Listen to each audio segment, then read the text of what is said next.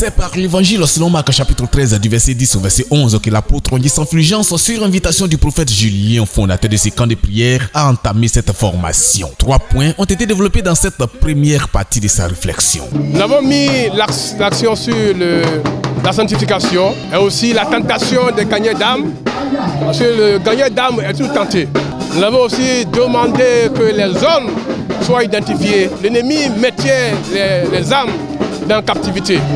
Et c'est avec la parole, c'est avec la connaissance divine que nous pouvons les détacher, les libérer comme Jésus a dit. Par cette initiative, la jeunesse de cette église entend accomplir la dernière mission du Seigneur Jésus-Christ avant sa montée au ciel après sa résurrection. Elle s'avère donc très importante pour les responsables de l'église. Nous organisons ce moment d'évangélisation dans l'objectif de gagner les âmes en Christ, parce que c'est la mission que quand Christ partait au Père nous a laissé.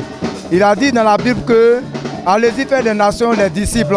Et en le faisant, on sait que comme c'est une mission que le Christ nous a laissée, nous aurons la récompense de Christ lui-même à travers cette mission. C'est important pour l'Église parce qu'aujourd'hui, la mission première qui nous a assignée par notre Seigneur, c'est d'aller gagner les âmes pour que son œuvre ici-bas soit une réussite. De façon très particulière, les jeunes filles de la mission Camp de prière Canaan sont impliquées dans cette campagne d'évangélisation et les raisons sont claires. Les jeunes filles de l'Église sont à la première ligne à cette campagne. Parce que lorsque Jésus-Christ de Nazareth est mort, ce sont les femmes qui sont allées premièrement voir le tombe. C'est eux qui ont su que Jésus a été ressuscité. Les jeunes filles de l'Église doivent être impliquées dans l'évangélisation parce que à travers les jeunes filles, certaines personnes peuvent donner leur vie au Christ. Cette activité de la jeunesse s'inscrit dans le cadre des préparatifs d'une fête de moisson prévue pour décembre prochain avec pour objectif la construction du temple de la mission. Et